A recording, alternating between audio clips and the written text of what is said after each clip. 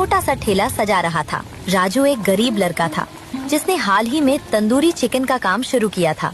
उसके पास न कोई बड़ा ढाबा था और न ही पक्की दुकान, बस एक लकड़ी का ठेला और एक पुरानी भट्टी थी। राजू ने कोयलों को सुलगाना शुरू किया। बारिश की ठंडी हवाओं के बीच कोयलों की गर्मी उसे सुकून दे रही थी। उसने मुर्गियों को पहले ही मसालों में लपेट कर रखा हुआ था। उसी समय गांव का सबसे पुराना दुकानदार शेरू वहां से गुजरा। शेरू का अपना एक बड़ा सा काउंटर था, लेकिन उसे राजू का वहां खड़ा होना जहर जैसा लग रहा था। ओए राजू, इतनी बारिश में अब भीगने का शौक चढ़ा है क्या? वैसे भी आज कोई घर से बाहर नहीं निकलेगा, तेरा ये सारा चिकन खराब हो जाएगा।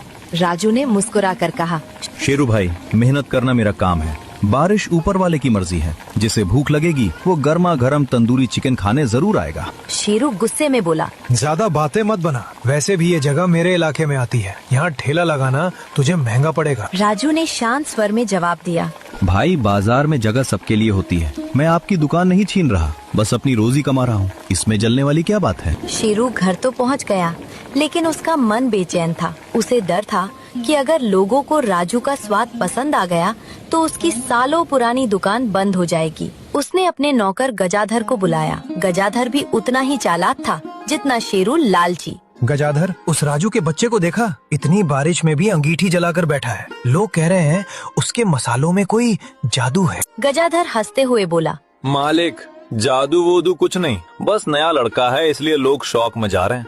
हुक्म दें तो कल ही उसका ठेला पलट दूं। शेरू बोला, नहीं, अभी नहीं। पहले उसे लोगों की नजरों में गिराना होगा।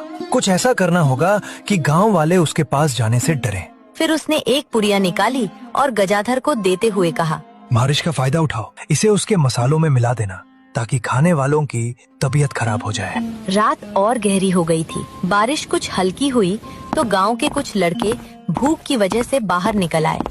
उन्हें राजू के ठेले से आती मसालों की खुशबू अपनी तरफ खींच लाई।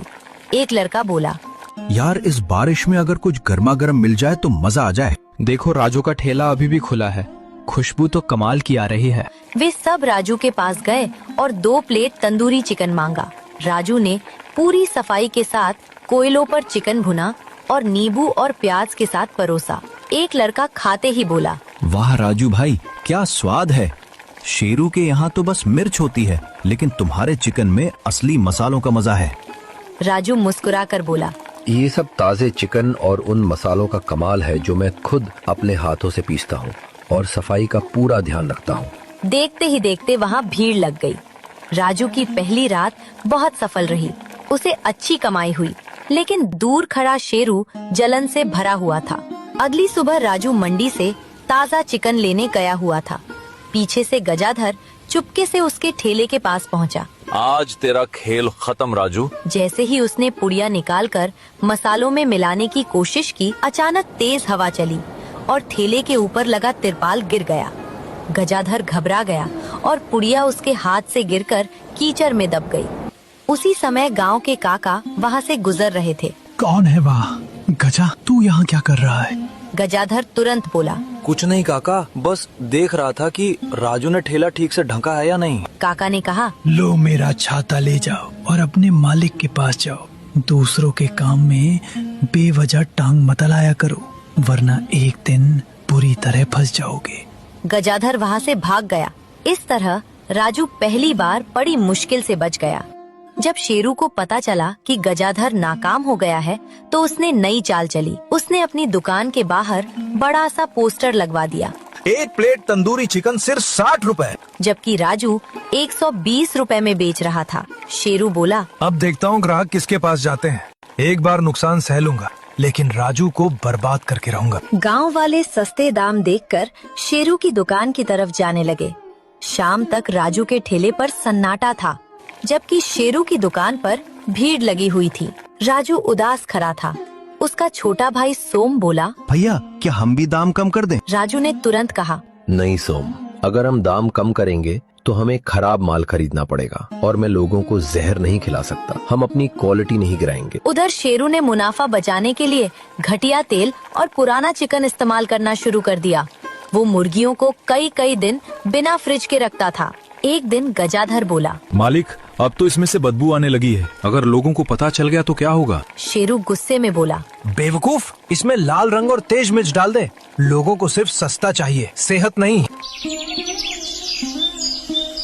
शेरू के यहाँ खाना खाने वाले लोग बीमार पड़ने लगे।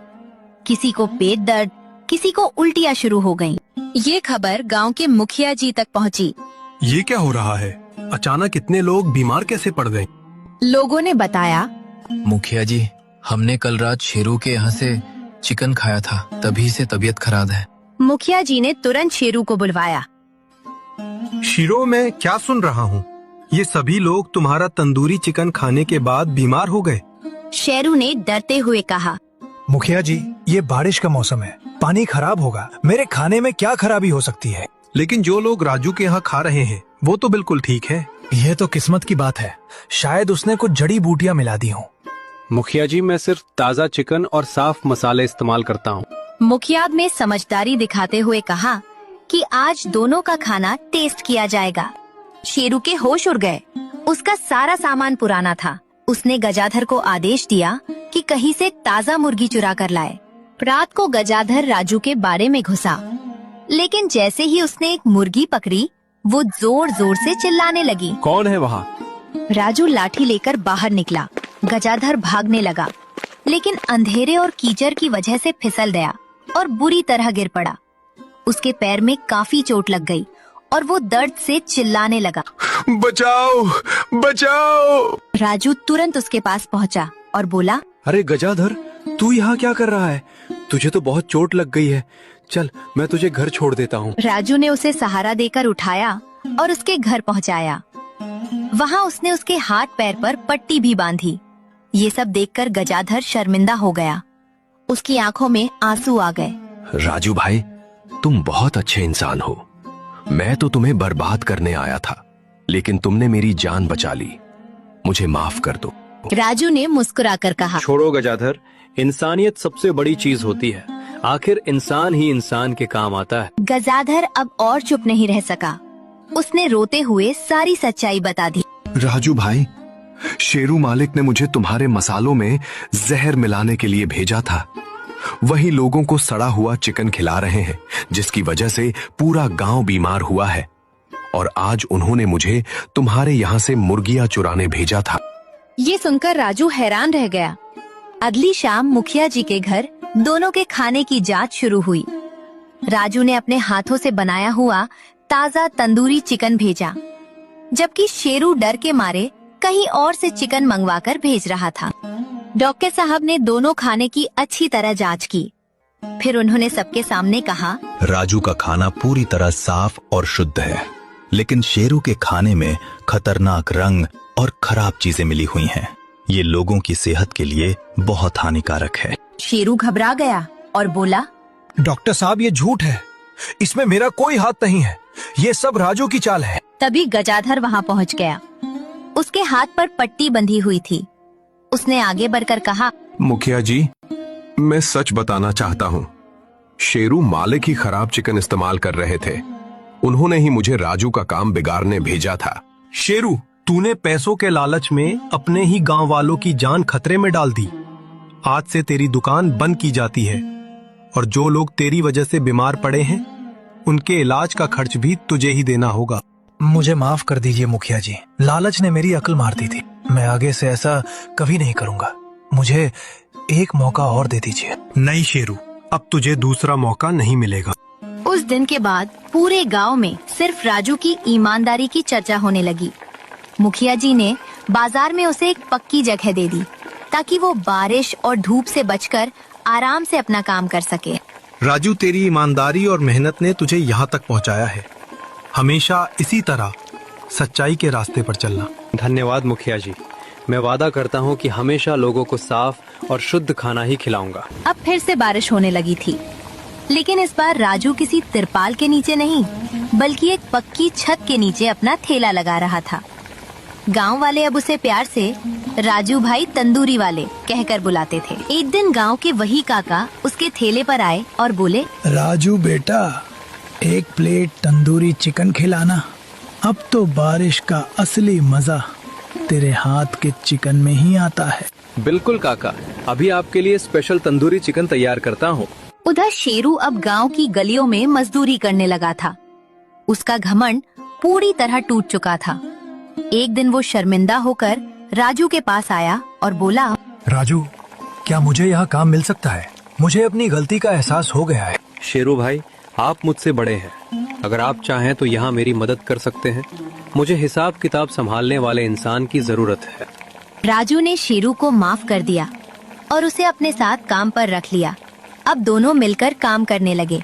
राजू ने पूरे गांव को ये सिखाया कि व्यापार सिर्फ पैसे कमाने का नाम नहीं होता, बल्कि लोगों का भरोसा जीतना भी जरूरी होता है। समय बीतता गया।